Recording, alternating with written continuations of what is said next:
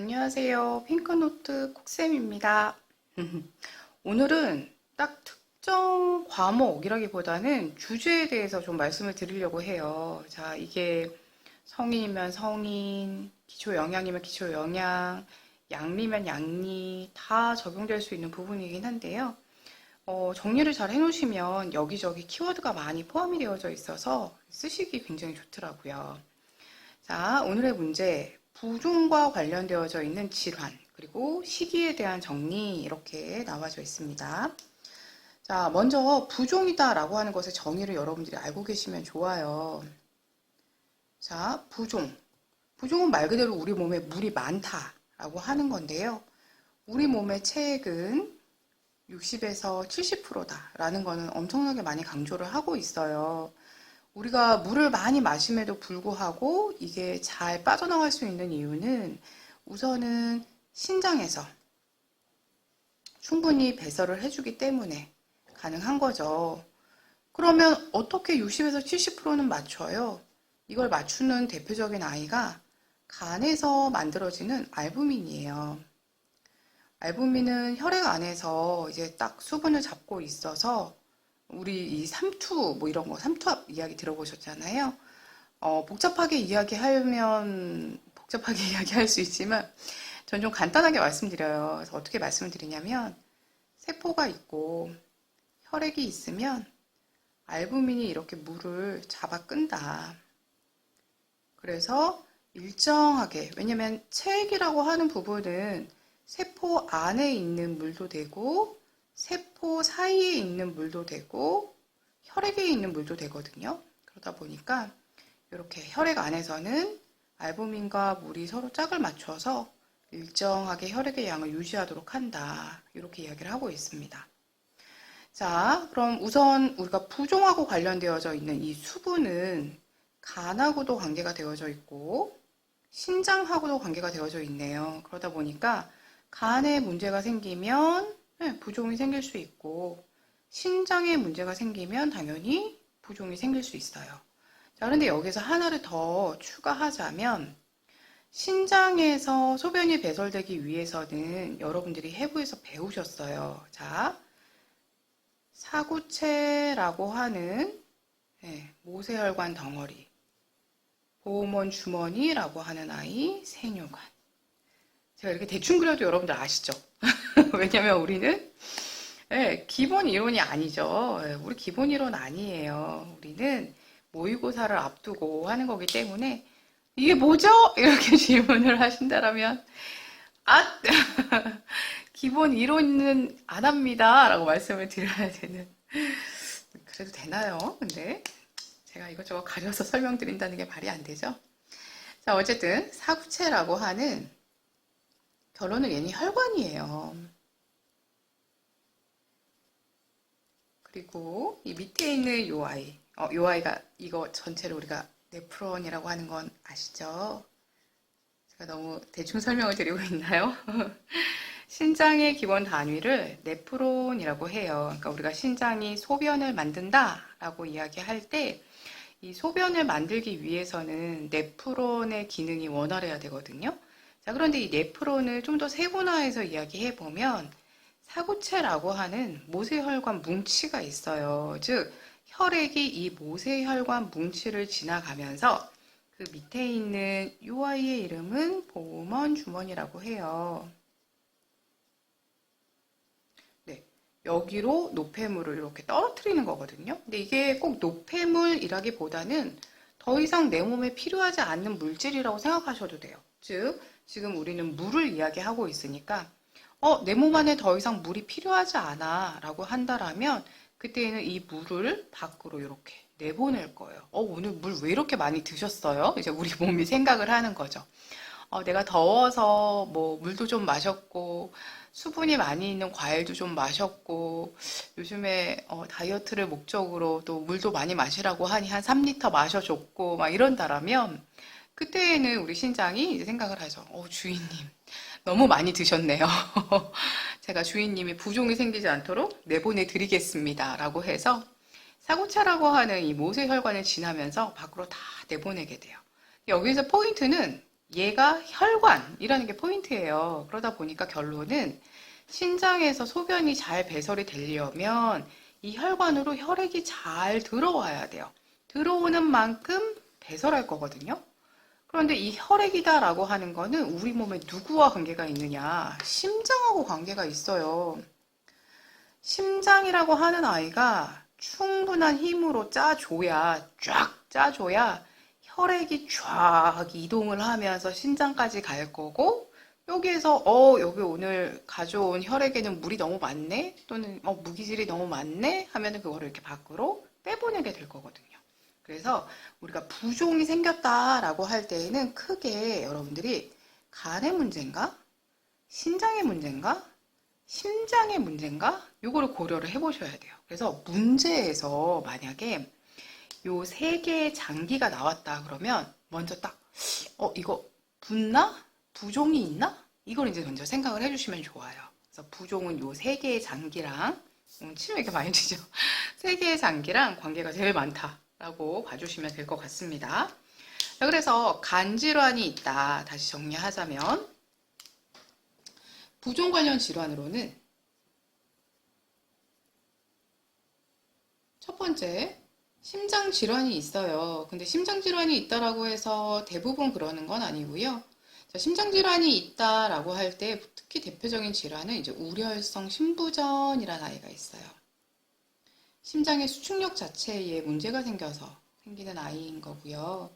그 다음에 간 질환이라고 하는 경우에는 간 질환에는 특정 질환이 있다라기보다는 아무래도 간이 많이 손상되는 뭐 간경화일 때도 있을 수 있고 간염이 있을 때도 있을 수 있고 좀 다양하게 있는 것 같아요.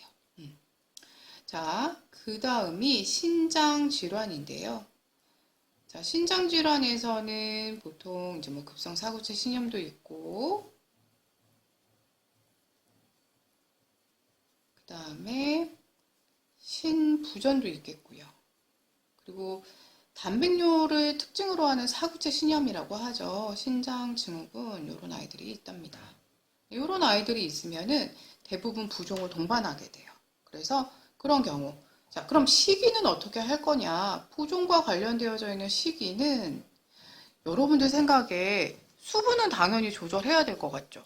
네, 맞아요. 수분은 당연히 조절을 해야 되는데, 근데 우리가 사실 신장에 문제가 생겨서 물을 배출하지 못하는 경우가 아니라면 부종의 가장 큰 원인은 오히려 물보다는 염분인 경우가 더 많아요. 왜냐하면 염분은 물을 잡아 끄는 성질이 있거든요. 그래서 나 신장이 그렇게 나쁘지 않아 라고 하는데도 자꾸 붓는 분들이 계세요. 그런 분들은 혹시 내가 짜게 먹지 않나? 대표적인 게 고혈압이죠. 고혈압은 부종을 막 동반하지는 않지만 혈액의 양이 염분 때문에 늘어나서 좀 이렇게 심하면 붓기도 합니다. 혈압이 이제 막 올라가는, 어쨌든 우리 물은 혈액 안에도 있기 때문에 이렇게 혈압이 막 올라가는 아이예요. 그래서 식이에서 가장 중요한 거는 수분을 제한한다라기보다는 염분을 제한하는 게 제일 중요해요. 그리고 이 염분과 더불어서 우리 섭취량과 배설량 측정할 거죠. 섭취량과 배설량을 IO라고 해서 이걸 측정을 할 거예요. 이거 측정해보니까, 이 사람 물 너무 많이 지금 먹고 있는데, 그러면 이제 수분 조절도 해주셔야 돼요. 거기에다가 매일매일 체중을 측정을 해주셔야 물을 이만큼 제한할 건지 더 줄 건지가 나오게 되죠. 그래서 가장 중요한 거는 염분을 제한한다라는 게 포인트고, 그 다음 우선순위로는 이제 식이라면 수분을 조절한다라고 하는 게 포인트예요. 그런데 이게 살짝 좀 깊이 들어가면 여기에서 좀 더 나뉘는 게 있어요. 그게 뭐냐면, 자, 신장인데요. 자, 신장 같은 경우에는 이렇게 보셔야 돼요. 아까 우리 몸에 노폐물이 막 빠져나가는 곳이 신장이라고 했었죠. 그래서 신장 같은 경우에 그냥 부종이 있다라고 하는 경우와 부종과 함께 더불어서 핍뇨가 있다. 이렇게 하는 경우가 있어요. 예.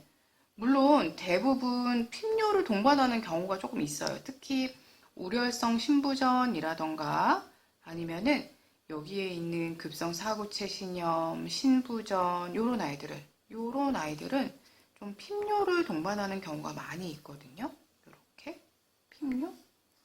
자, 근데 여기에서 만약 여러분들 이제 더 추가로 보신다면 부종과 함께 핍뇨가 있다라고 하면은 그때 시기는 조금 더 추가가 돼요. 당연히 부종이 있으니까 저염 시기 할 거고요. 그 다음에 중요한 게 핍뇨는 결론은 소변으로 노폐물을 배출해야 되는데 배출되는 양이 적다라고 하는 거잖아요. 그럼 내 몸 안에 노폐물이 막 쌓이겠네요. 그죠? 이렇게 몸 안에 노폐물이 막 쌓이게 되면 우리 몸에 있는 장기들은 제대로 기능을 할 수가 없겠죠. 그래서 이렇게 핍뇨가 동반된다라고 할 때 여러분들 뭘 생각해 주시냐면 단백질은 대표적으로 노폐물이 많이 나오는 영양소예요. 암모니아, 질소성 노폐물 많이 들어보셨잖아요. 그래서 부종이 있다라고 하면은 당연히 저염식이 포인트로 잡으시는데 거기에 핍뇨가 동반된다. 주로 신장에서 많이 나오게 되는 내용이에요. 핍뇨까지 동반된다. 그러면 이 경우에는 단백질 노폐물도 잘 안 나가겠구나 라고 생각을 해주셔야 돼요. 그래서 저단백 시기까지 당연히 들어가 줘야 된다라고 이야기를 하고 있습니다. 자, 그럼 저단백 시기를 해야 되는 경우가 언제가 있느냐? 이것도 한번 추가로 볼까요? 왜냐면 우리가 일반적으로 환자가 질병이 있다라고 하면 세포의 재생을 위해서 단백질은 충분히 공급해라 라고 되어져 있어요. 그런데 특정 경우에는 이렇게 단백질이 세포 재생을 위해서 중요한 영양소임에도 불구하고 제한해라 라고 하는 경우가 있거든요. 요 저단백 시기도 굉장히 중요하니까 한번 보시자면 우선 대표적으로 신부전이 있을 때 제한한다 라고 이야기했었고요. 그 다음에 급성 사구체 신염, 그리고 거기에 더하기 여러분들 들어보셨을 거예요.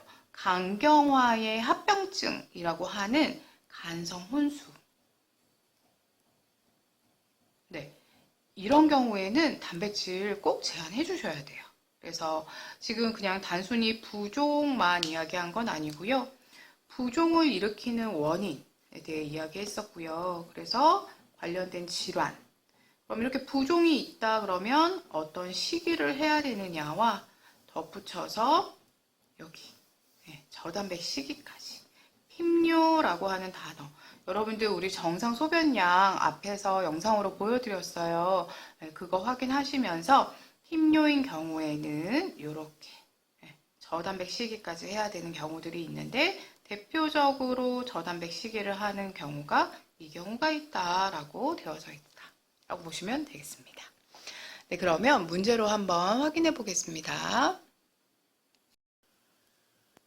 네, 문제는 저단백식이네요. 네, 설명은 부종으로 해놓고. 자, 저단백 시기가 필요한 경우. 근데 이거 정말 문제 많이 나와요. 이제 아까도 말씀드렸지만 보통 우리가 시기를 이야기할 때 질병이 있을 때는 단백질하고 비타민 C 이런 것들을 많이 권장을 하는데 저단백 시기가 필요하다. 이거 진짜 굉장히 좀 특이한 경우거든요. 그래서 우리 아까 언제라고 했냐면 간성 혼수. 그냥 간경화 안 돼요. 간경화일 때에는 그때는 암모니아라고 하는 이거 간단하게 설명드려야 될까요? 간성혼수는 단백질이 이제 아미노산으로 분해될 때 생기는 노폐물이에요. 그걸 이제 암모니아 이렇게 이야기를 하는데 이 암모니아가 정상적으로는 요소, 요산 이런 형태로 바뀌게 돼요. 이걸 변화시켜주는 아이가 간이죠. 이 암모니아 자체는 중추신경계 독이어서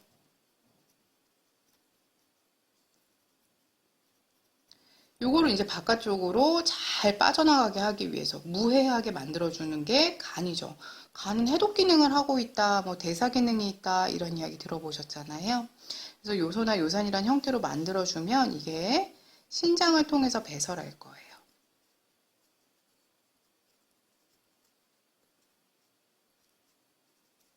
그래서 여러분들 소변 안에는 요소와 요산 이런 것들이 들어가져 있답니다. 자, 그런데 간이 만약에 이 기능을 제대로 해내지 못한다면 혈액 안에 암모니아가 많이 쌓이게 되고 그로 인해서 중추신경계라고 하는 뇌를 공격하게 될 거예요. 그 뇌에 문제가 생겨서 의식이 왔다 갔다 한다라고 하는 건 이제 간성 혼수라고 하죠. 단백질과 굉장히 관련이 깊은 아이입니다.